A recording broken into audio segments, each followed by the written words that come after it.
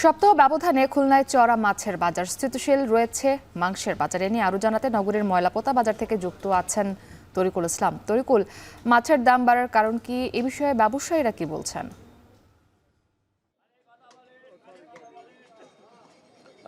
সরবরাহ আসলে এই মৌসুমে সবসময় বেশি থাকে, তো কিছুটা সরবরাহ কম রয়েছে, আর যে কারণেই কিন্তু বিশেষ করে দেশি মাছের প্রজাতির মাছের দাম একটু বেশি। সেটি 50 থেকে 70 টাকা পর্যন্ত বেড়ে গেছে। আমরা মাছের বাজারে এসে আমরা যেটি দেখেছি যে সেখানে ক্রেতাদেরা কিন্তু খুব বেশি অসন্তুষ্ট না, কারণ হাইব্রিড জাতীয় মাছ রয়েছে, সেই মাছগুলোর দাম কিন্তু নাগালের মধ্যে, এবং সেই মাছগুলো কিন্তু মানুষ সহসাই কিনছেন, যেহেতু দেশি প্রজাতির মাছের দাম বেশি। আর এই সময়টা কিন্তু মাছের সরবরাহটা বেশি থাকে, তবে বিভিন্ন কারণে আজকে মাছের সরবরাহ বাজারে কম রয়েছে, দেশি মাছের সরবরাহ বিশেষ করে। তবে অন্যান্য মাছের সরবরাহ ঠিক রয়েছে, এবং সামুদ্রিক কিছু মাছ রয়েছে, সেই মাছগুলোও কিন্তু সেখানে স্থান পেয়েছে, যেটি বাজারে সেগুলো কিন্তু ক্রেতাদের নাগালের মধ্যে। এবং সবসময় বাজারটাকে মাছের বাজারটা নিয়ন্ত্রিত হয় মূলত সামুদ্রিক মাছের উপর। সামুদ্রিক মাছের সরবরাহ যত বেশি থাকবে, ততই কিন্তু মাছের বাজারে দাম স্থিতিশীল থাকবে। তবে একটা বিষয়, সেটা হচ্ছে যে আমরা মাংসের বাজারে ফিরে আসি। মাংসের বাজারের যে হিসাবটি, সেটা হচ্ছে 700 টাকা করে সব দোকানেই একই দামে বিক্রি করা হচ্ছে, এবং এছাড়া খাসির মাংস বিভিন্ন প্রকার রয়েছে, সেখানেও সেটি 1100 থেকে 1150, আবার 1050 টাকাও বিক্রি হচ্ছে কোথাও কোথাও। এবং আমরা যদি অন্যান্য দিকে আমরা দেখি, মুরগির দাম, ব্রয়লার, সোনালি এবং অন্যান্য যে মুরগি রয়েছে, বিশেষ করে যে কক রয়েছে, এই প্রজাতির মুরগিগুলোর দাম কিছুটা 20 টাকা করে বেড়েছে।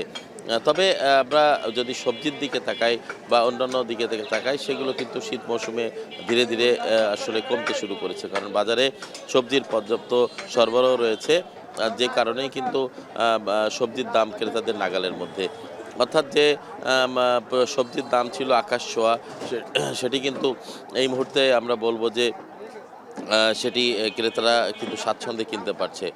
বিশেষ করে শীত মৌসুমে যে সবজিগুলো পাওয়া যায়, সেই সবজিগুলো কিন্তু বাজারে সরবরাহ প্রচুর, এবং কৃষকরা যেভাবে উৎপাদন করছেন এবং সেভাবে দ্রুত বাজারে এটি পৌঁছে যাচ্ছে।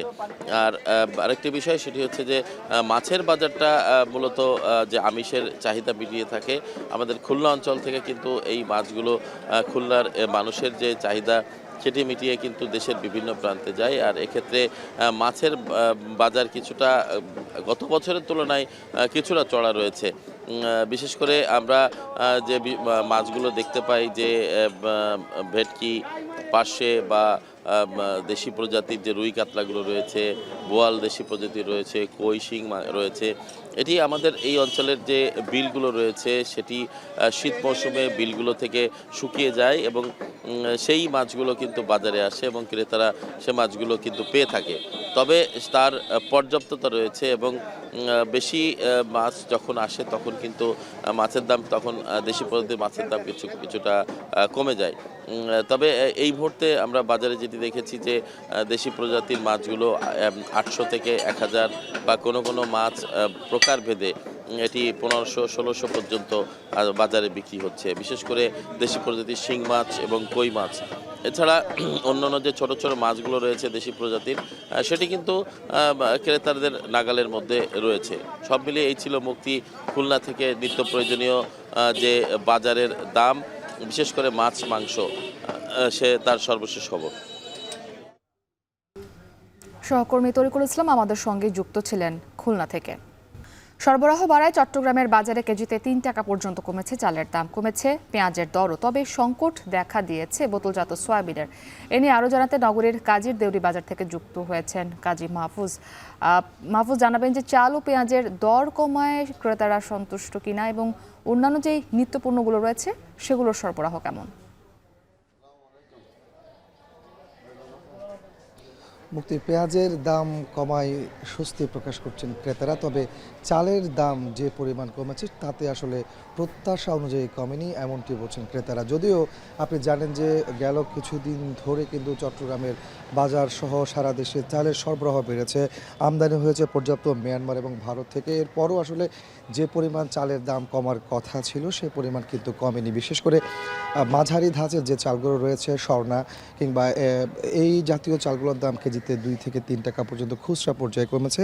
তবে স্থিতিশীল রয়েছে সরু চাল এবং মোটা চালের দাম। যদিও মোটা চাল, বিশেষ করে নিম্নবিত্তের মানুষের যে চালগুলো, সেগুলোর সরবরাহ বাজারে অনেকটাই কম এবং দামও কিন্তু স্থিতিশীল রয়েছে। আমরা দেখতে পাচ্ছি 50 কেজি ওজনের যে বস্তা, সেগুলো বিক্রি হচ্ছে 2400 টাকায়। আর অন্যান্য যে চালগুলো আছে, বিশেষ করে সরু চাল, সেগুলোর দামও কিন্তু স্থিতিশীল রয়েছে, বিক্রি হচ্ছে খুচরা পর্যায়ে 85 থেকে 90 টাকা কেজি দরে। তবে প্রত্যাশা অনুযায়ী দাম কমেনি বলছেন এখানকার ক্রেতারা। আর পেঁয়াজের কথা যদি বলি, সেক্ষেত্রে আমরা দেখতে পাচ্ছি চট্টগ্রামের বাজারগুলোতে সপ্তাহ ব্যবধানে পেঁয়াজের দাম খুচরা পর্যায়ে কেজিতে 7 থেকে 10 টাকা পর্যন্ত কমেছে। ভারতীয় পেঁয়াজ আজকের বাজারে বিক্রি হচ্ছে 60 থেকে 65 টাকায়, আর দেশি পেঁয়াজ বিক্রি হচ্ছে 40 থেকে 45 টাকায়, যা অনেকটা ক্রেতাদের স্বস্তির প্রদান করছে, এমনটি বলছেন ক্রেতারা। এবং যারা খুচরা ব্যবসায়ী আছেন তারাও বলছেন আসলে পেঁয়াজের দাম ভালোই কমেছে। এছাড়া তেলের বাজারে কিন্তু অনেকটা অস্বস্তি বিরাজ করছে। বিশেষ করে এখানে যারা খুচরা ব্যবসায়ী আছেন তারা বলছেন যে বোতলজাত যে সয়াবিন তেল রয়েছে সেটি কিন্তু দীর্ঘদিন ধরে বাজারে সংকট রয়েছে। যারা যে 3-4টি কোম্পানি এই বোতলজাত সয়াবিন তেল সরবরাহ করেন, তারা কিন্তু পর্যাপ্ত পরিমাণ তেল বাজারে সরবরাহ করছেন না, যার কারণে সেটা বাজারে প্রভাব পড়েছে। আর যে পরিমাণ তেল সরবরাহ করা হচ্ছে সেখানে কিন্তু শর্ত জুড়িয়ে দেওয়া হচ্ছে। তারা এখানে যারা খুচরা ব্যবসায়ী আছেন তারা বলছেন ডিলাররা মূলত সয়াবিন তেল যখন তারা খুচরা ব্যবসায়ীদেরকে প্রদান করে, সেক্ষেত্রে তারা বলছেন যে একই কোম্পানির চাল সহ মুড়ি সহ অন্যান্য যে পণ্যগুলো আছে সেগুলো কিনতে হবে। এক্ষেত্রে অনেকটা বিপাকে পড়তে হচ্ছে খুচরা ব্যবসায়ীদের, আর সেটি কিন্তু ভোক্তা পর্যায়ে এসে প্রভাব পড়ছে। যদিও দাম কিন্তু গত 1-1.5 মাস ধরে যে অবস্থায় ছিল সেই অবস্থায় আজকের বাজারেও রয়েছে। আমরা দেখতে পাচ্ছি বোতলজাত সয়াবিন তেল লিটারে কিন্তু বিক্রি হচ্ছে আজকের বাজারে 175 টাকা, যদিও খোলা তেলের সরবরাহ পর্যাপ্ত রয়েছে বলছেন ব্যবসায়ীরা।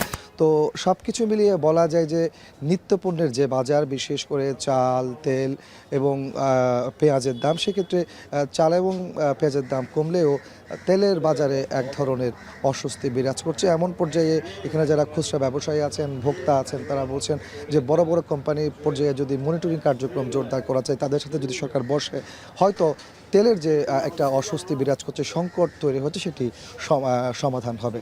তো এই ছিল আমার কাছে চট্টগ্রামের কাজের বাজার থেকে সবশেষ তথ্য। চট্টগ্রাম থেকে যুক্ত ছিলেন কাজী মাহফুজ।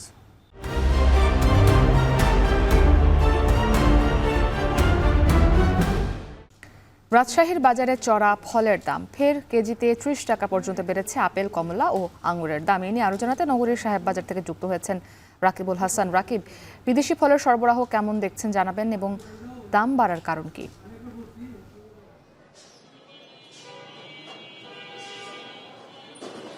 মুক্তি, আসলে দাম বৃদ্ধির বেশ কয়েকটি কারণের কথা বলছেন ব্যবসায়ীরা। তারা বলছেন যে একে তো আসলে আমদানি কম দেখানো হচ্ছে তাদেরকে, তারা যেখান থেকে আসলে পাইকারিভাবে ফল সংগ্রহ করেন সেখান থেকে সরবরাহটি কম। অন্যদিকে একই সাথে ফল অনুযায়ী কিন্তু আসলে যে ভ্যাট বৃদ্ধি করা, সেই কারণে কিন্তু আসলে তারা বলছেন যে তাদের ফলের যে সংগ্রহ থাকা উচিত বা যে পরিমাণে মজুদ থাকা উচিত সেই পরিমাণে কিন্তু তারা আসলে রাখতে পারছেন না, বিধায় এই ফলটির দাম আসলে বৃদ্ধি পেয়েছে।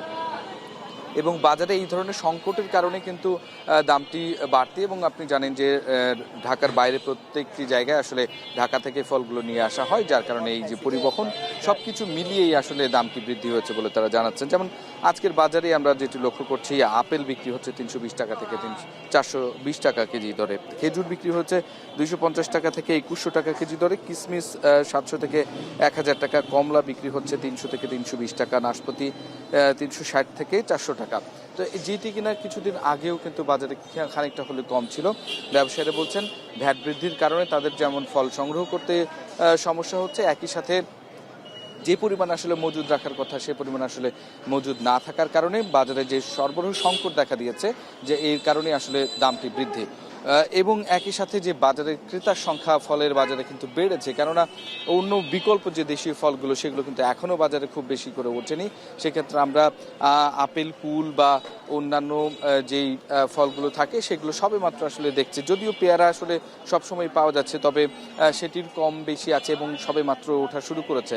সুতরাং সেই জায়গা থেকে দেশীয় ফলের বাজারে যেই সরবরাহ সংকট এবং একই সাথে অন্য দিকে এই যে বিদেশি ফলের আমদানিতে আসলে ভ্যাট বৃদ্ধি করা, সেই সমস্ত প্রভাবটি আসলে বাজারে পড়েছে এবং একই সাথে যে সরবরাহ সংকট, এই মূলত ঘুরে ফিরে এই সমস্ত কারণেই কিন্তু আসলে বাজারে এই ফলের বিদেশি ফলের দাম বৃদ্ধির একটি কারণ বলে আমাদেরকে ব্যবসায়ীরা জানাচ্ছেন।